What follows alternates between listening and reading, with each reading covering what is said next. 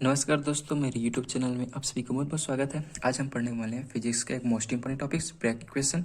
ये हमारे BSc examination के लिए बहुत ही महत्वपूर्ण है। यहाँ पे मैंने ब्रेक का समीकरण एवं उसके जो नियम है थोड़ा सा थ्योरी लिख दिया है। यहाँ पे हम इसको थोड़ा सा पढ़ लेते हैं, उसके बाद हम डायग्राम के माध्यम से इसको समझेंगे। तो यहाँ पे देखिए, जब एक वर्णी एक्स किरण किसी क्रिस्टल पर आपतित होती है, क्रिस्टल पर जो मान लीजिए कोई एक वर्णी एक्स किरण है आपतित होती है और तो वो क्रिस्टल के परमाणुओं द्वारा विवर्तित हो जाती है। ठीक है, तो समपोषी विवर्तन के लिए ब्रेक के अनुसार विवर्तन परस्पर समांतर क्रिस्टल तलों से होना चाहिए। यहाँ पर जो विवर्तित हो रहा है, यहाँ पे देखिए क्रिस्टल समांतर तलों में होना चाहिए।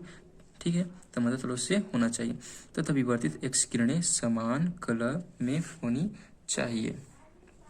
ठीक है, यदि ए क्रिस्टल के दो समीप तलों के बीच की दूरी डी है तथा एक्स किरणों का क्रिस्टल तल से पृष्ठ स्पर्शी कोण थीटा है, तो समपोषी विवर्तन के लिए यहाँ पे 2d sine theta is equal n lambda होगा। एन इज इक्वल यहाँ पे नंबरिंग है 1 2 3 4 यानी कि नंबर होगा यहाँ पे।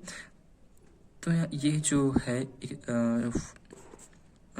2d sine theta is equal n lambda है। इसको हमें ब्रेक समीकरण, यही ब्रेक समीकरण है, इसको हमें प्रूव करना है, लाना है। ठीक है, तो हम डायग्राम के माध्यम से इसको समझते हैं और उसको लाएंगे। तो यहाँ पे देखिए मैंने डायग्राम को बना लिया है।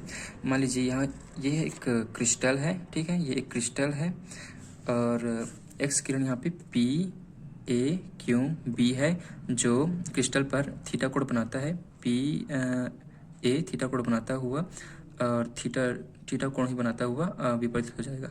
ये आपतित हो रहा है, ये देखिए ये आपतित होगा पी ए विवर्तित A R N theta dash Q B N B S आपतित एन विवर्तित, ये भी थीटा एन थीटा डैश कोण बनाता हुआ आपतित एन विवर्तित होगा। तो यहाँ पे दो तलों के बीच की दूरी यहाँ पे देखिए डी है, 1 2 एन 3, इसके बीच की दूरी क्या है, डी है। ठीक है, डी है यहाँ पे देखिए। और एक्स किरणें जो होती है वो समान कला में है। ठीक है, एक्स किरणें समान कला में है। और यहाँ पे देखिए ए आर तथा बी एस में पथांतर λ/2 का समगुणक होना चाहिए। यहाँ पर जो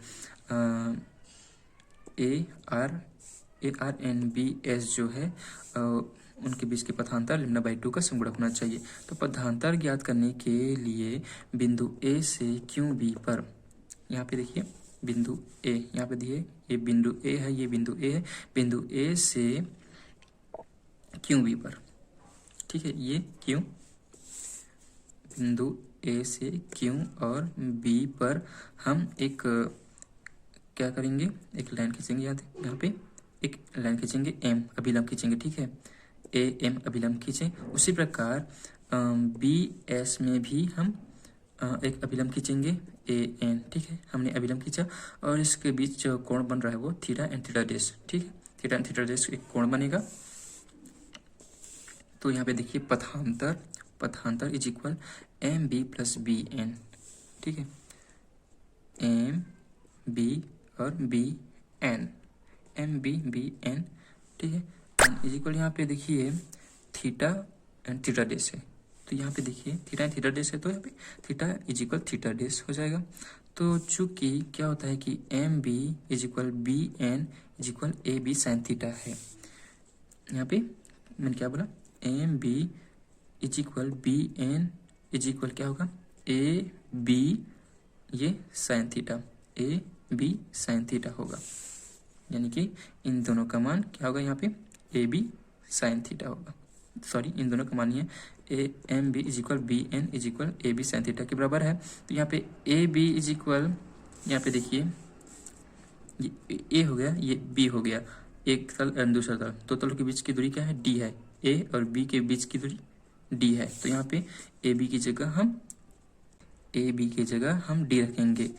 तो यहाँ पे हम लोग डी रख देंगे तो क्या हो जाएगा, डी साइन थीटा हो जाएगा। और ये डी साइन थीटा को हम यहाँ पे मान में रखेंगे पथांतर इज इक्वल यहाँ पे D sine theta plus D sine theta, D sine theta plus D sine theta क्या हो जाएगा, is equal 2d sine theta हो जाएगा। ठीक है, तो अधिकतम तीव्रता के लिए पथांतर ने लिया है, तो पथांतर को हम एन लैम्डा मानेंगे। ठीक है, लेंगे अधिकतम तीव्रता के लिए। तो यहाँ पे क्या हो जाएगा, n lambda is equal 2d sine theta हो जाएगा।